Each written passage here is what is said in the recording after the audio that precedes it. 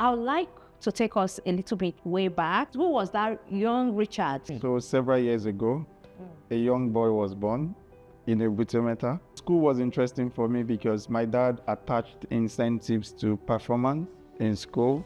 And my mom used to tell me those days that if you come first, your dad will buy you gifts. So I said, okay. KPIs were very, very rampant in my home because if you call do it well, a KPI now. At the time, I mean, nobody used KPIs, if you right? do well, you would be rewarded. My mantra is that you learn something every day. So our education, it doesn't equip you with the requisite skills to get a job. Yeah, that was then, but I believe now, again, No, the young generation will tell us if they are employable. I remember standing in front of UI gates with my degree, and I looked at the school, looked at my degree, and I said, nobody will employ me.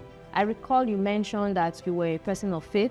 Were there times that you were rejected, and what was coming to your mind at that time? Life is full of ups and downs, but what matters most is that you pick yourself up and you go again. Yeah. I think it was Thomas Edison that said, if you try and you fail, you try again. Bringing it into this context where there's a lot of pressure for young people, to make it fast, what advice would you give to such people? Someone said at the counter of success, there is no bargaining. That you have to pay the currency in full.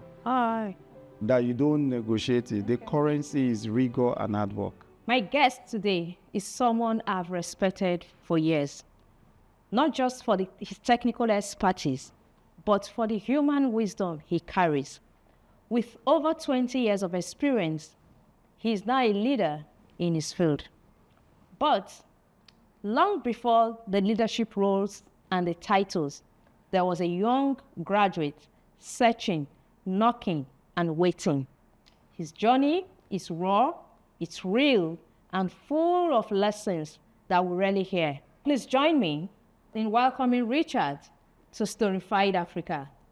Welcome, Richard. Yeah, thank you, Femina. Thank you, everybody, especially Femina, for giving me this privilege to be on this show, Storified Africa.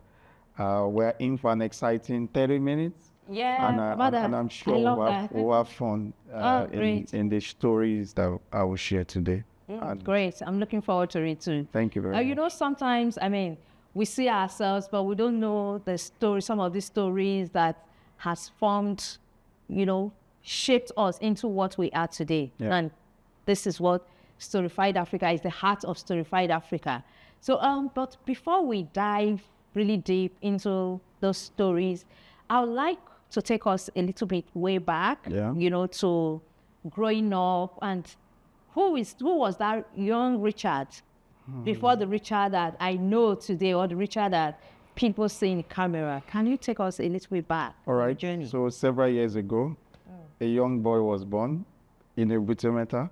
Ebute, Metta in yes, Lagos? in Lagos. So I was born and bred in Lagos. Interesting. Primary school in Ebute, Metta. Secondary school, and buttered. Everything in Ebute, Metta. Okay. And the only thing that took me out of Lagos for the first time was my university. So I went to the prestigious University of Ibadan. Oh, please, because you haven't heard of my school. Which is currently the best school in Nigeria. So indeed. I'm so grateful that the grit and the street sense I got from Ebute, Metta growing up has really, really helped me to shaping my very adventurous journey for the past over 40 years, especially since 2000 when I graduated from UI.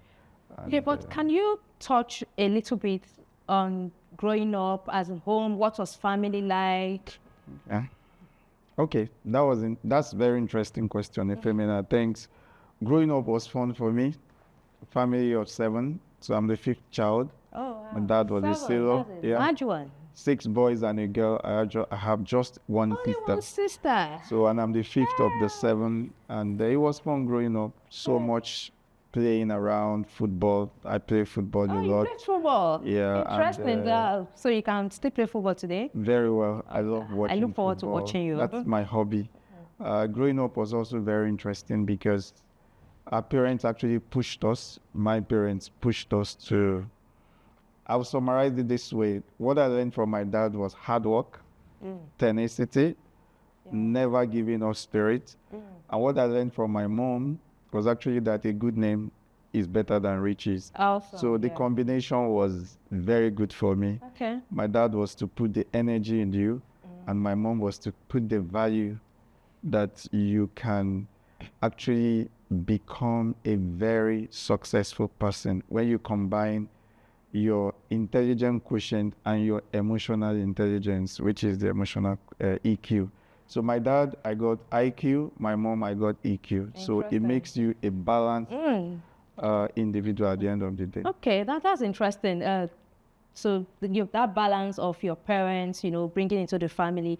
But I'm a little bit curious, just so that we know what was mommy doing and daddy. Okay, so my dad was never always around. My dad was a sailor. He worked with the Nigerian National Shipping Line for over 35 years. So my dad was sailing across every region. In fact, my dad would tell you that the country he has not been to is a country that doesn't have water. So meanwhile, my mom was the full-time, because when you have 7 kids, 6 boys to deal with, so my mom was just a petty trader, and that's how we were raised.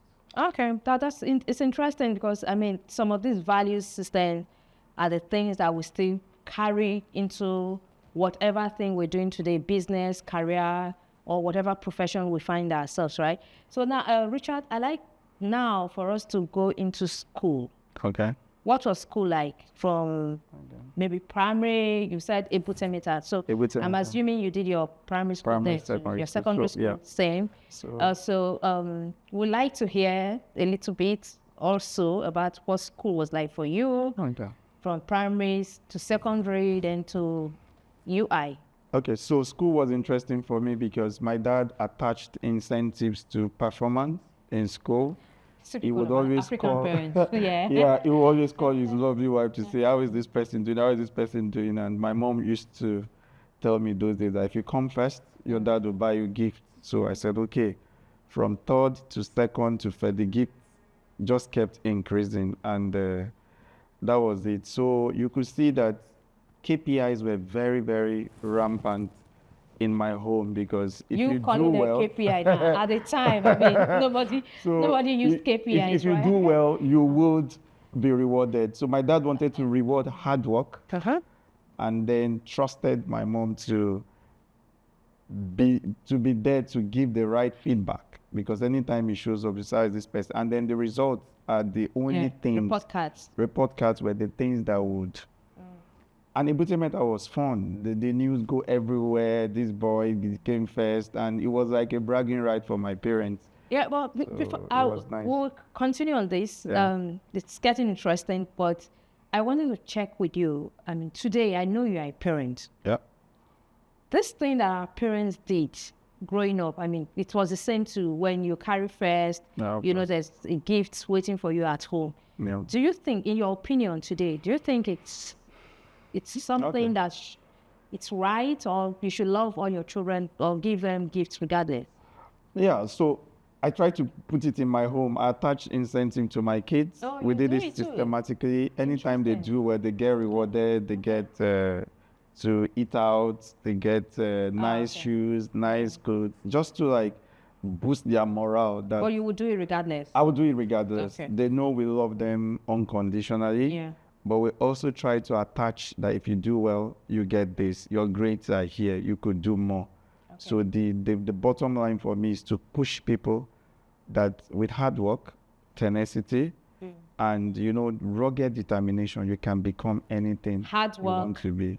Hard work, tenacity, and rugged determination. Those three So things. These are your some of your foundational values, or value system that your family and your upbringing introduced, instilled in you. Thank you very much. Cool. Before I interrupt. Okay. School was interesting. So my primary school was St. Paul's Catholic Primary School in Ebute Metta. My secondary school was actually Ebute Metta High School. So I'm a proper Ebute Metta, the west side. Mixed schools, boys and girls. And those days, it was very interesting that the boys were doing very well. I don't know what it is. Excuse me. Oh, please.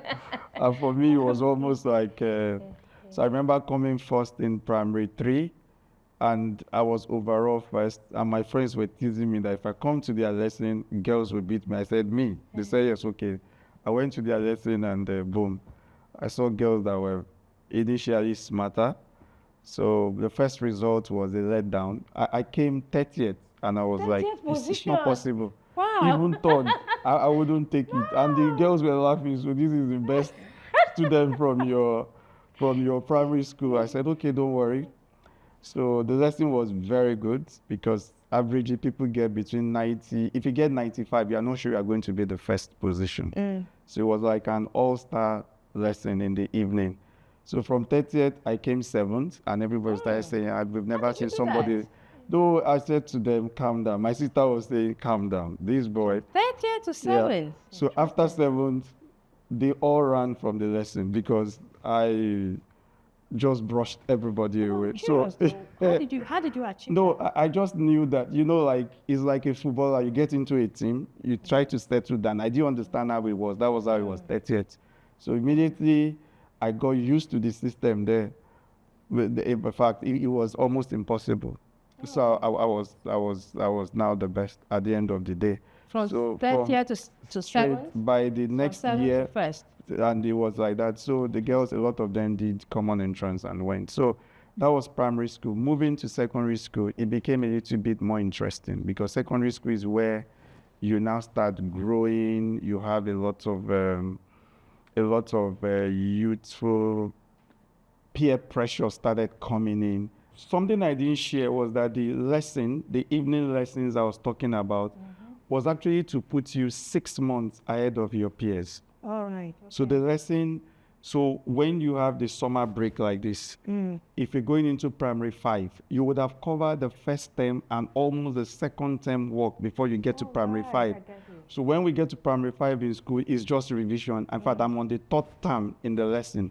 So that was what my mom, just because I was so playful, playing football. So my mom, the only thing she could do was to just put me in lesson after school. So that puts you ahead of. So I continued the lesson into GS1. Of course, I was already doing GS2 work. And the lessons teacher identified some of us that they started putting us with the senior students to actually solve maths with them. So, and the more you could do, they will give you more. The more you could do, they will give you more. So that was how the lesson was structured. I think that's cool. It's a good preparation. So let me say it was a cheat lesson. The lesson puts you almost 6 months ahead of what you would do in school. I mean, it's preparation, which is good. So secondary school was a bit different for me because I didn't want to go to a local secondary school. I wanted to go to a very good secondary school, but What happened? Okay, 1988 was when they started the model colleges in Lagos State. Okay. So I was supposed to go to the Maybe model I was too college. young to know. Yeah, I was supposed to go to the model college in 1989, but there was no funds. Okay. So I had to settle for a primary, a local, which was Ebute Metta High School. Okay. So because my friends and my rivals had moved to St. Gregory's, Methodist boys, they've all left the primary school. So I now continued into the secondary school. But we're still meeting in the lessons. Make new friends from secondary No, school. it's the same in Lagos. They just move all of you from the same primary school to secondary school. Okay. But the top 4 students that were competing in primary school, they got to good private schools. Okay. And I was kind of stuck with Ebute Metta High School. But it was a blessing in disguise because that was where I got saved and that shaped.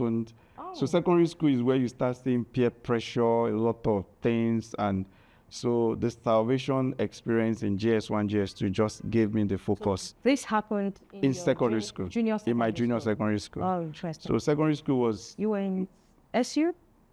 no deeper life. Deeper life. That even made it more interesting. So I was deeper life brought up and just continued like that. So there was a problem in secondary school, which is interesting because my teachers didn't know where was my strength or my weakness because I just wanted to be the best in all the subjects I was being taught. So it was difficult to say, okay, this guy would do engineering or he would do medicine or he would do whatever. But I'm more of a tech guy, so I know STEM will be my route because mathematics, physics, chemistry were very, very. I would say they were my natural talent. I didn't have to read too much to understand them. So that actually helped me to decide which way. So I knew I was going to the sciences, the engineering part for my uni. So secondary school was beautiful. Yeah, so thanks for sharing that. But I'm just curious. I mean, it's interesting to hear that you were naturally good in almost all your subjects. Yeah. But in terms of gravitating towards that the sciences, maths, or engineering, were there like people who you looked up to, like role models? Maybe you didn't see them as role models or mentors at the time, but I mean, looking back today, people you think you saw doing some of these things and they made you to aspire in that direction. Okay, so good. So when I was in primary school, I wanted to be a scientist. I wanted to invent something. From primary school? From primary school. So I was the president of the Jet Club. So I was like, because my models were Isaac Newton, Graham Bell, Already? Thomas Edison. I wanted to invent something and build something. So I was my friends were more into the literary and debating stuff, but early enough I said, no, that's not for me. I knew I would not go arts, I would not go social sciences. So science was actually my forte. Okay. And again, that's what people should watch out for. What are the things that come to you naturally? You don't have to struggle to read them. So I didn't like history, I didn't like government, I didn't like all those. I just felt they were storytelling. Regardless. I didn't, because here you would do science, so I was in the science class. Okay. So anything that involves calculation would just come to me naturally. Like maths was just normal for me. I didn't struggle to pass mathematics. It was easy for me. And all of that. Chemistry, physics. So by the time I wrote, in fact, people actually thought I know maths more than chemistry. But I actually feel that chemistry is something that just comes to me naturally. I didn't have to worry about chemistry. And even up to JAM, I know that if you send me the breakdown of my results, the highest will be in chemistry. So chemistry was easy, but I was more popular for maths because people know that, okay, maths is difficult. We don't have counselors in the public school. So it means that the people that will identify your talent will not tell you. You get it? Yes. So that's why I started gravitating towards things that I won't have to struggle, things that will come to me naturally. And that's your talent, something that you don't struggle. So when it comes to accounting, business, they were not my area. But when it comes to the sciences, I was very confident that it's something that I can easily do very well. And I hope you can account for your money today. I'm trying. I'm trying. But these were things that was very easy for me to understand. So then problem solving, I saw that I had innate problem solving. I just want to solve a problem. So when you are telling me about your problem, what is on my mind, and I also say this to my wife, how do we solve this problem? It's not just enough for you to say there's no light. How do we get light? Yes, we know there's no light. How do we fix problems and all that? And that's what engineers do. And that's what we solve. We're problem solvers. We're solution-driven, oriented. We don't glory or glamour in the problem. There's no light in Nigeria. What do we do to fix it? Yeah, I agree with you. This is what engineers, I mean, I am an engineer by training, so I agree that this is what engineers do. But beyond that, I think one of the skills of this generation and the future with the rise of AI, that problem solving is critical. For every young person listening to us, I think it's a good skill to work on. So, Richard, thank you very much for sharing this. And maybe we'll dive a little bit into your university days. Okay. So, uni was interesting. I found myself in UI by divine... University of Ibadan. University of Ibadan, by divine orchestration from God. So found myself in UI Department of Geology. So my background was actually geology. Oh, you read geology? Yes. Interesting. I didn't know that. So the geology, but I started saying that all the story part of geology, I was interested. All the calculation parts like geophysics, petroleum geology, now you are talking. So God made a way because year one was a bit tough for me. So year two, I got ExxonMobil scholarship, and that just changed my mind. So You had enough all money. all through school, when you talk about mineralogy, I don't care. But when it comes to petroleum geology, when it comes to geophysics, the one that is related to oil and gas, that's where my strength comes in. And it was so easy for me to do those calculation parts. I wasn't interested. And if you know UI, geology and petroleum engineering are like, we call them husband and wife. We do courses from year one to final year. So my friends in petroleum would tell me that if you change to petroleum, you make first class. They all made first class, the people I was reading with. So I think the geology story parts were the parts that, when you, they were the parts that I wasn't very interested in because that wasn't your strength. it wasn't my strength. Again, too much stories and reading. I just want to practicalize them. So got ExxonMobil scholarship, and then I entered the Exxon building in VI. This one, I was like, wow, so this is where I'm going to end my career. I have found something for myself. It's interesting. So I was an Exxon scholar in school and graduated. So final year, my defense project. So all my friends would tell me that you don't need to leave UI. You will stay here and teach our children because I was like a professor in school. Okay. At the end of class, people will come, I would teach them tutorials. I was doing all that. So the final project defense, the external supervisor just told my lecturers, have you guys not thought of retaining this guy here? So one of my lecturers said, Richard will not stay.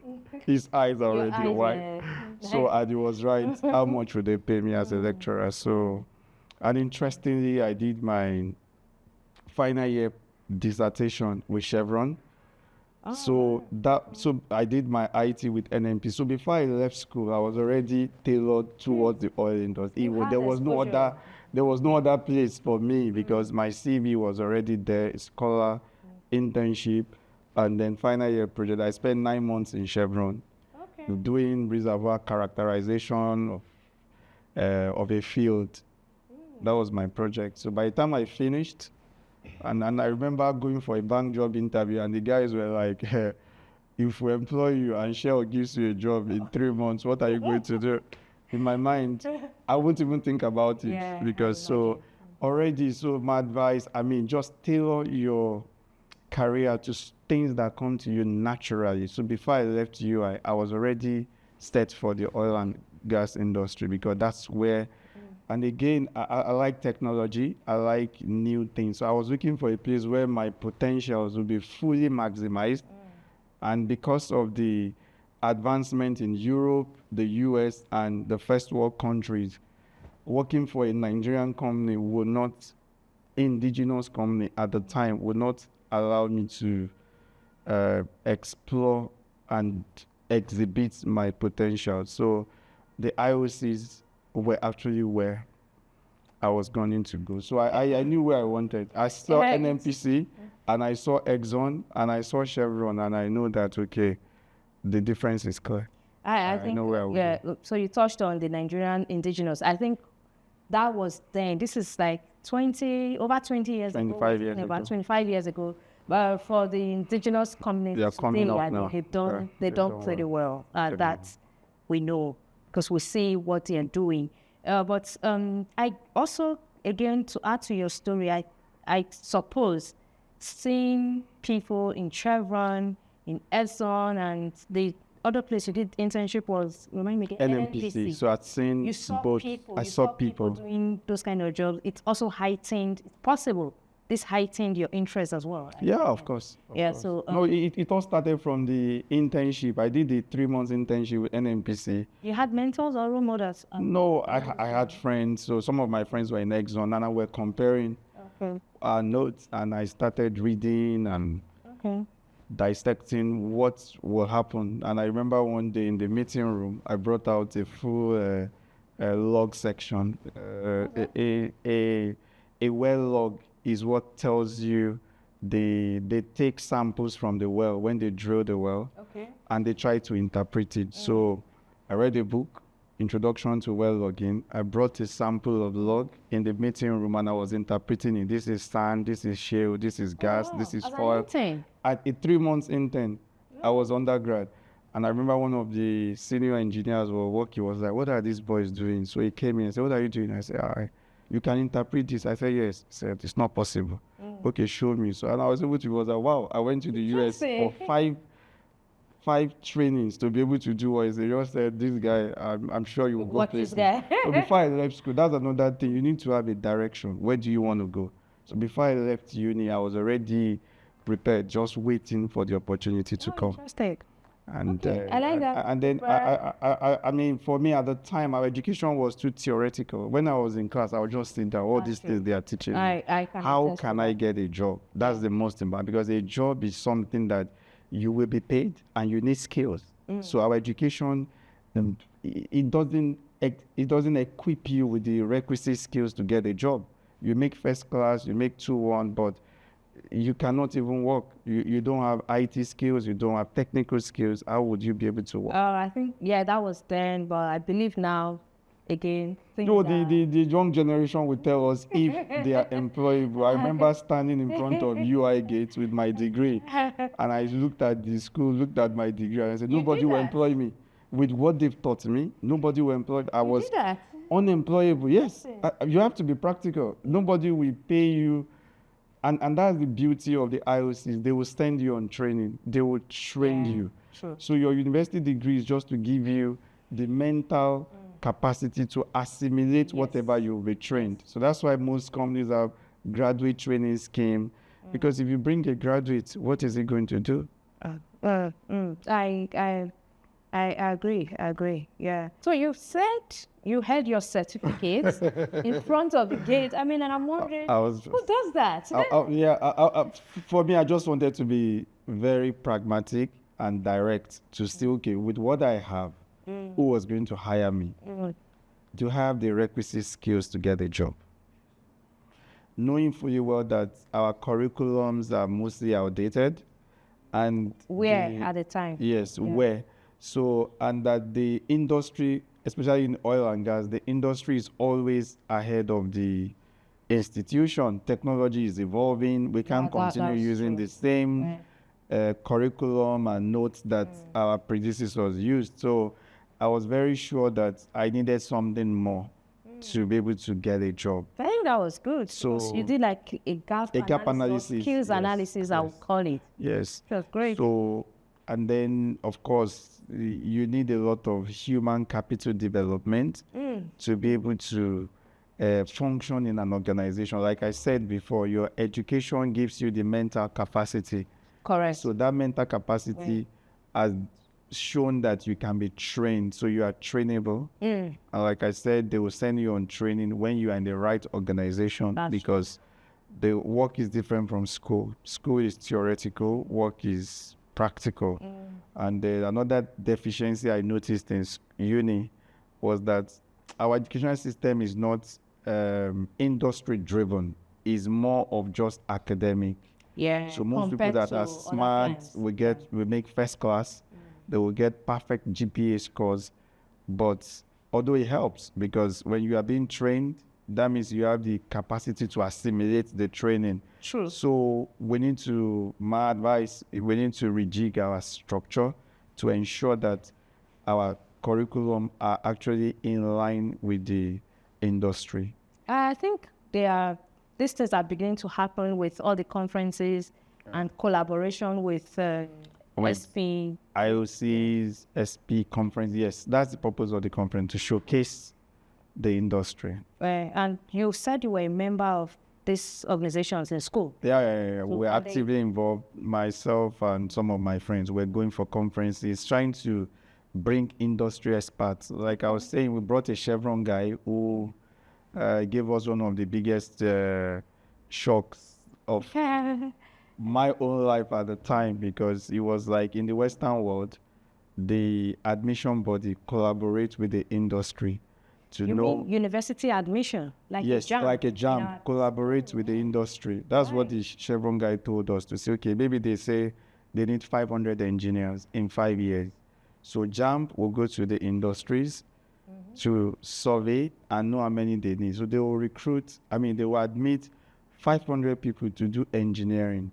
Or You know maybe what that more, means? Because not everybody will No, graduate. God bless you. So you know what that means? That every undergraduate has a potential job waiting for him.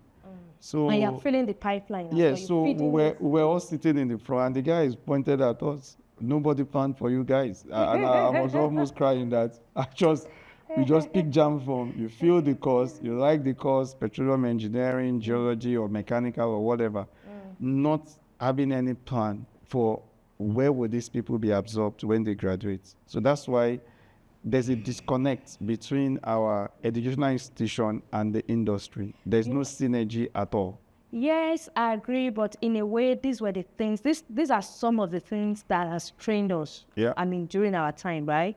So, it's a gap, That and needs I to be hope filled. that The somewhere along the appropriate- line, we would address it. Maybe our government or more collaboration industry and. It could also be part of the synergies between corporate social responsibility institutions, CSRs, yeah. CSR companies can also support universities, and just to say that, okay, can we have a internship program, which we're doing already, to expose the students and also try to create jobs, because at the end of the day, you need to get a job. So thank you very much, Richard, for touching on that. But now let's bring it to your job search proper. So you had done your skills gap analysis. Correct. And so how did you translate that into finding something meaningful? Okay, so again, like I was saying, you need network. You need collaboration. When you say network, like connection? No, I mean your peers. For example, when I was job hunting, I knew all the companies that were going to write interviews this week or tests because of my friends. We collaborate a lot. Okay. So I think you need to be very purposeful about your peers, about the relationships and the network you build. We knew all the banks that were going to write tests. We knew all the companies that was when because you guys talk. We talk. There was no mobile phone, but we just and Tuesday Guardian was always there, and Thursday Guardian. So you always know. That a lot. So I can imagine somebody looking for a job. And then get a good degree. So if you make 2-1 and above, you have even helped yourself a little bit, because you placed yourself at the door. They will shortlist you. Because my mentor then, talking about mentorship, I had a mentor who was studying computer science he was also my senior in secondary school. And I remember those days, he would come to my house and say, I'm tired, I've done 3 interviews today, there's a 4th one. So he applied for 252 companies, CVs, and 51 shortlisted him. So I knew that if you don't make 2-1, he was the best graduating student in my secondary school, 3 years my senior. So and then that was the one after him. So I literally took over from him when he left the school. So, and then get a good result. It was my secondary school result that helped me to get the Exxon scholarship. So he was a Chevron scholar. So he introduced me to scholarship because he got 9 distinctions. Nice. I got 7 distinctions, and 9. So he was already mentoring me from school. Basically, you were able to leverage that. You saw someone that has done the gone ahead. I just followed them. Oh, great. Awesome. This is what Storified Africa is.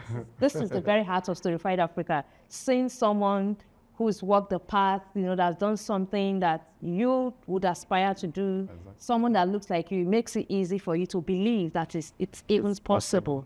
So thank you so much for touching that. So job search now became very important. Like I said, the network, you know people, because it's even when they shortlist you, you write interviews that you can also even have prayer point. I have done 3 tests. Tell me about it. But if you don't, write any interviews, you don't do any test, how are you going to get a job? Yeah. So one of my friends that did petroleum in UI, we met in school. So he got a job interview in Addax those days, and then they were looking for somebody to be his back-to-back. So I went for the interview. Okay. He had already discussed with me what the questions would be. So we analyzed the questions. Okay. And then I went for the interview, and then my former boss in Addax was very impressed, and he said, "Okay, you have a job." And, Just like that. Just like that. It was December that year. I'd done so many, because when you are job hunting, you try banks, I tried everything. But I knew, in fact, there was a day I did 3 interviews. I had In one day? Yes, I had DPR in the morning. I had ExxonMobil at DPR 8 o'clock, ExxonMobil 11, Wow. and the PwC at 2. So I was telling them at the DPR one that by 9 o'clock I have to leave here. So I ran to Exxon here, did that one, ran to PwC at the law school, did that one. So you just try everything. You just send your CVs everywhere. Oh, nice. And at the end of the day, you have your probability of getting a job will be high. So that's did true. the Addax's job, and I just prayed, and God said, "Okay, you get a job this year." I said, "Okay, no problem." But we're already in December. We're already in December. How is it going to work? Okay. And within 2 weeks, by Christmas, we're negotiating rates. And faithful God, on the 31st of December, I had my appointment letter with me. Yeah. Wow. So January, I resumed. Awesome. So when I tell people I stayed 4 months at home, they say you didn't suffer. between August and December, and it was a very, very difficult 4 months for me, because for the first time you wake up and I don't have anything to do. It has never happened to me before.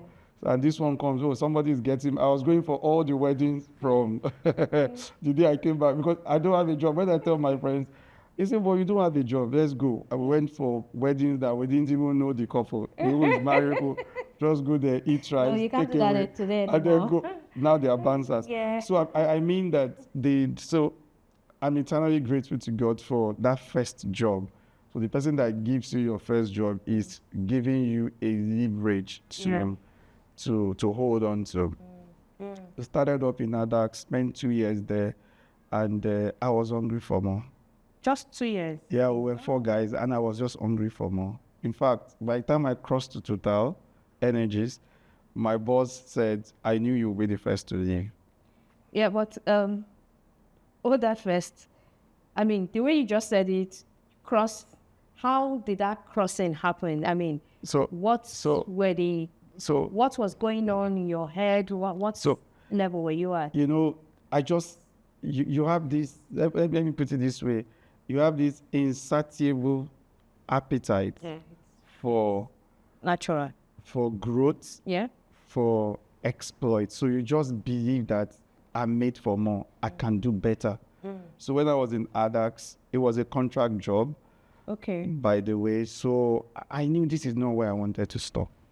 Get it. I knew this nowhere. So my friends were like, So what were you doing? So when you I was okay. So offshore, it was an offshore job. You do work offshore, you come onshore.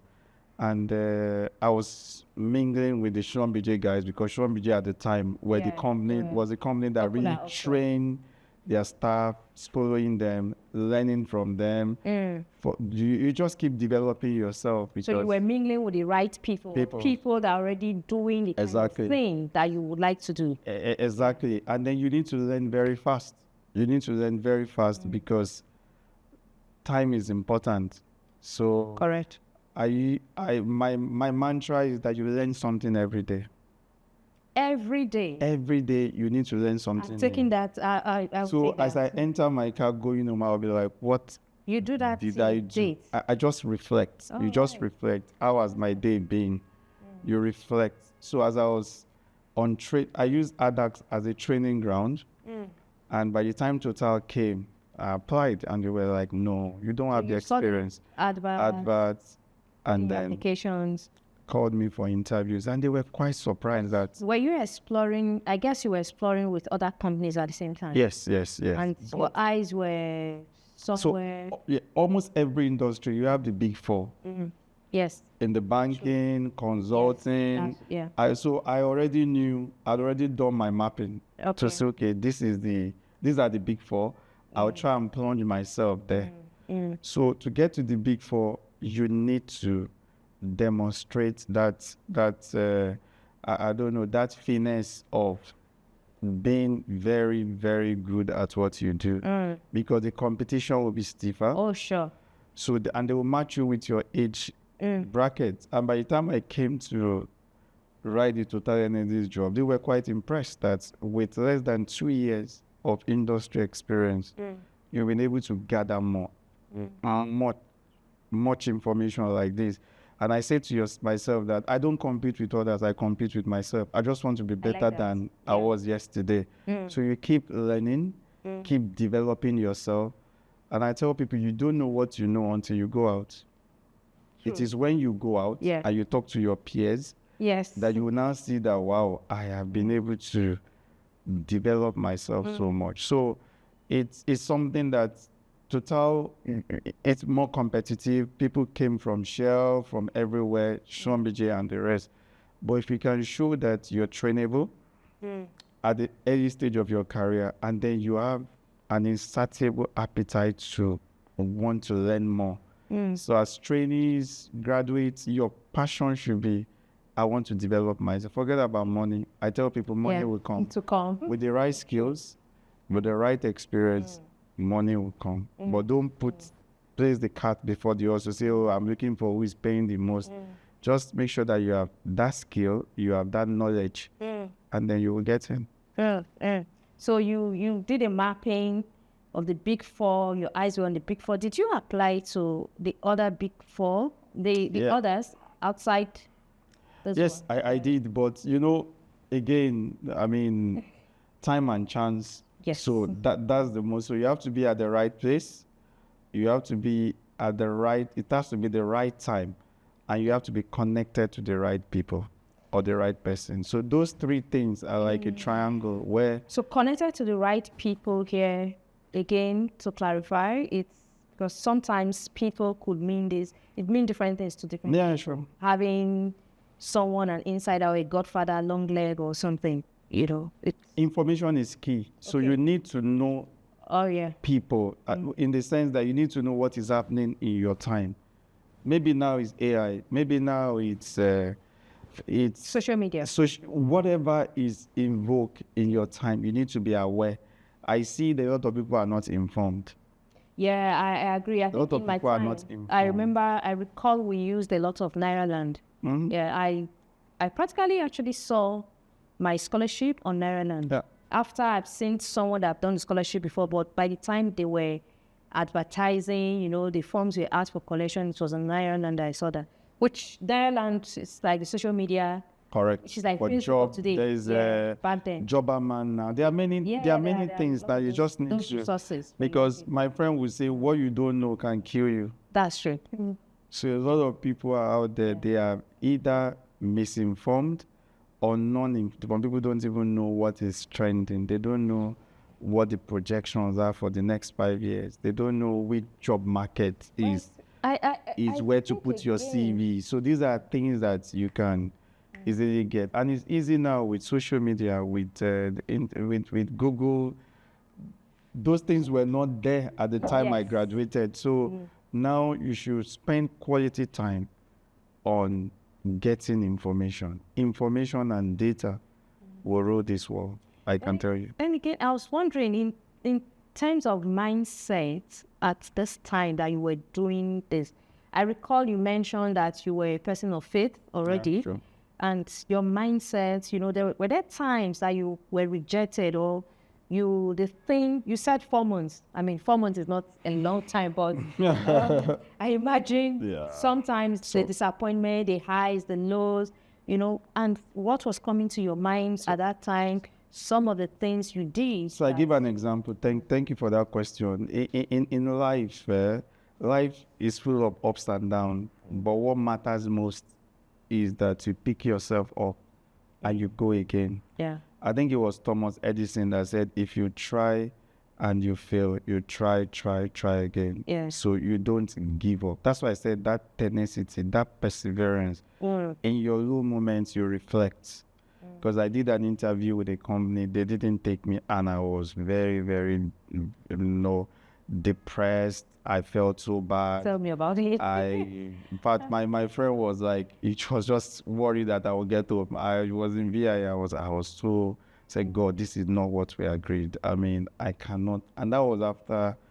And life is funny. When I saw a guy that stayed at home 3 years, and he was looking at me in 2 months. I was already, and that 4 months I was teaching in the evening. No, Oh, right. I wasn't just sitting at home because I cannot just.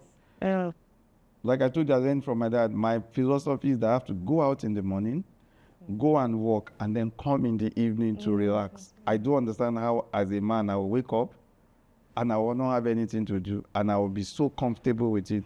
So I saw a guy that stayed 3 years. I was like, how did you cope? He was like, what do you mean? I said, 2 months already, my brain is, because in fact, at the point I started feeling that, the brain has to be maximized. Your brain has to be sharpened.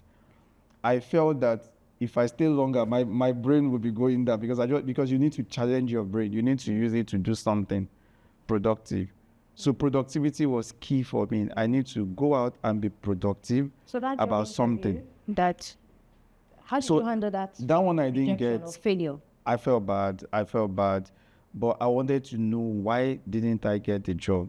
And the only excuse the guy gave me was I was not from the community. Okay. And I felt very bad. So it wasn't competency, yes, that they wanted to recruit people from that community. Operating communities. So I went back to God. I went back to God and cried and prayed again and said, God, this is not the deal. And to the glory of God, when I resumed in Addax, I saw those people that they took. Oh. And they were, from the job I didn't get. The salary was, I don't know whether it was maybe, in fact, 5 times higher. The job I got, and then the profile, there was no way. The profile is completely different. They were actually, was a blessing. Exactly. So in this, yeah, sure. So they were actually contractors to Addax. And I saw the guy that rejected me. When he saw me, he was shocked. He was startled. How did you get here? I told him I'm here. He was surprised, So I think at the end of the day, all things will work together, like the Bible says, for the good for those that love God and those that are called to His purpose. So for job search, for career and the rest, my advice is know God's purpose. I think it is in the discovery that is the most important thing. Know it, and when you know it, you chase it with all your heart, with all your strength, because it's not enough for you to know it and just sit down. You discover it, you chase it until you achieve it. Okay, maybe we might not finish this conversation today because I see it's getting deeper and deeper, right? But for some young person listening, or maybe not even a young person, for some of us who might be wondering, okay, you said no purpose or God's purpose for you. Some might be wondering, I don't even know what purpose is for me. Maybe can you just touch in 1 minute? So purpose is very, very easy. The Bible says, I'll use the Bible, say write the vision, make it, you need to have a plan. How do you see yourself? I was very lucky to have somebody that told us in church to write where we see ourselves in 15 years time. Way back. I was just starting my, I say write 15 years, where do you see yourself in 15 years? So sat back, and it was challenging us. Don't write anything common. Write something big. Dream big. Because you serve a great God. So I wrote something really, really, really high. Okay. My expectations are high because God is the ceiling. So you don't need to be scared. It's in the cloud. So the ceiling is not even your barrier. The clouds, you are talking of thousands of miles up. So purpose is you discover what God wants for you. Why? Because everybody has a destiny. So you need to ask yourself, what has God designed? Is the original equipment manufacturer, like we say, it's my field. So because I'm more into subsea engineering, so we have OEMs that God designed you, identify the purpose, and your purpose is to address a concern and make impact. So once you know the purpose, it's easy for you to work in it. It has to be clear.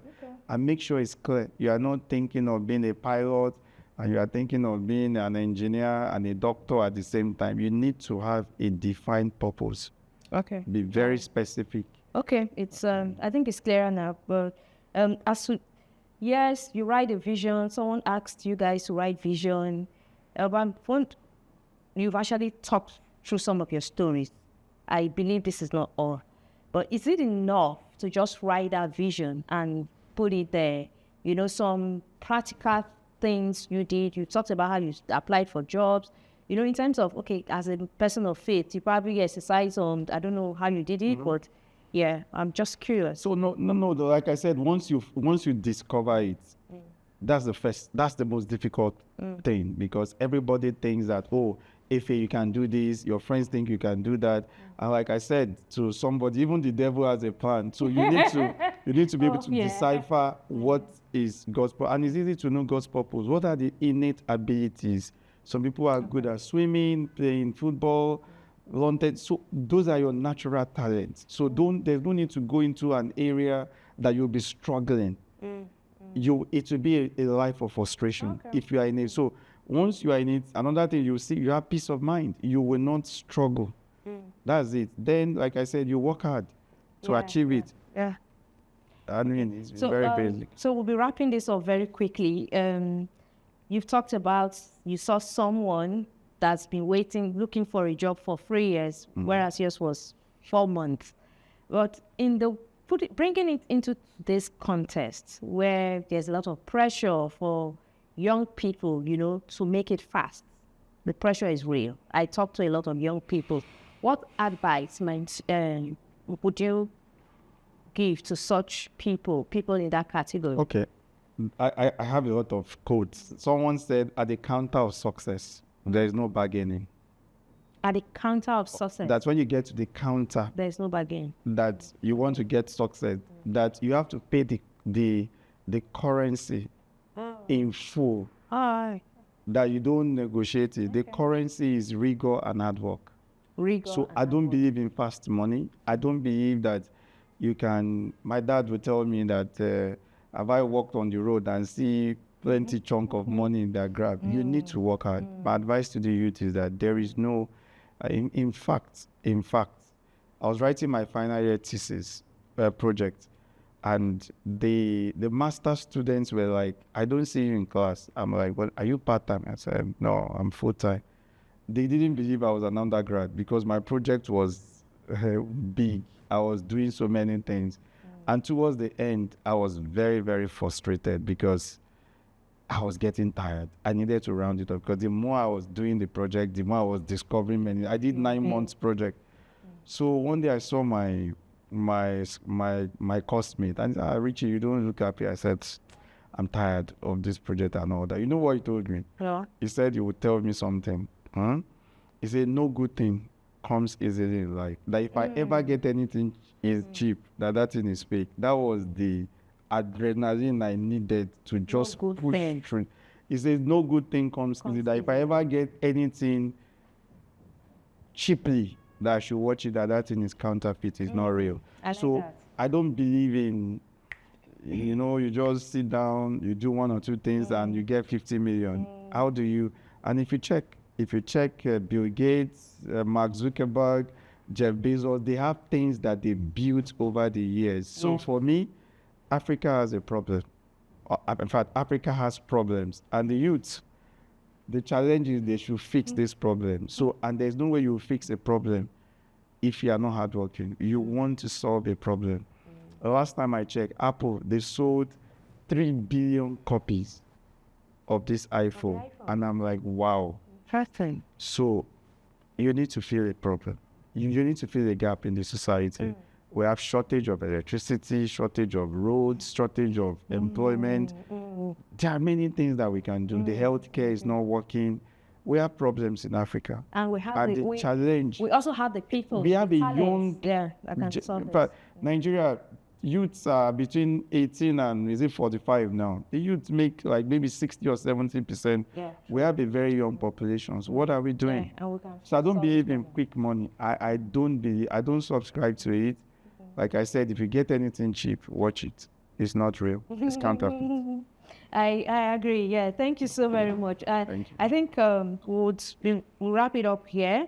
But before I let you go, we might have to bring you on again next time. That would make time. Yeah. They'll definitely. But before I let you go, I'm sure, I mean, you've told us the key lessons that you learned, the advice that people told you.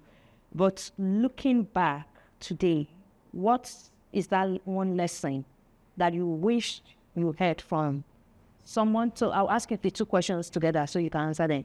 Looking back today, what is that one lesson you wished that someone told you or gave you way back, number one? Then number two, who are some of the people you think that, who's one or two professionals you think that their story can also be amplified to inspire or ignite change? That our story is worth telling, basically. So we'll start with number one. So number one is about people that, one advice I wish I could have gotten from people. Yeah. I can't recall any now, but the advice that I got that I would always want to get is just to say never give up on your dreams. Never give up. Never give up on your dreams. That you're made for more. You can achieve greatness. God has deposited greatness in all of us. It's just for us to identify it and then display it. Absolutely. Never give up. Thank you for that. And who will be that one or two professionals that you think their stories are worth telling? So you mean to bring here? I mean, it doesn't have to be through Storified Africa, but you think that it got also a storied journey that the next generation can learn from? So, I mean, I'll recommend some of my friends. Oh, great. Awesome. So, I mean, I have a friend, my colleague Andrew Wemadu. You can, all right. Okay. You can contact him, and we have OB members as well. I'm sure they have nice stories. We have stories, journeys. They can tell. Very similar, and let's call it a spade. Okay. We need to be bold and audacious to achieve this. And then maybe I didn't say it, you need to dream big, because I keep asking myself, what would I be remembered for? I just want to be remembered as a boy who came from Ebute Metta and has a vision to ExxonMobil scholarship. Yes. Just like you didn't land in ExxonMobil. Yes, to fix Africa's perennial problems. So, and I hope that one day I will be able to contribute my quota to making sure that Africa is blessed, talented, so many resources. But we need to fix Africa. Thank you. But we'll start from Nigeria. Thank you so very much, Richard. It's really a pleasure having you in this conversation. And I hope that this will ignite change or inspire one or two persons out there. We've heard the story, and we keep up with the stories, telling the stories, and not only telling the stories, but also through the stories, creates impact or give back or give forward to our society. So once again, thank you for coming. Thank you, Faith. Thank you for the privilege. We'll bring you again. I'll definitely come. There will be a second. Thank you very much.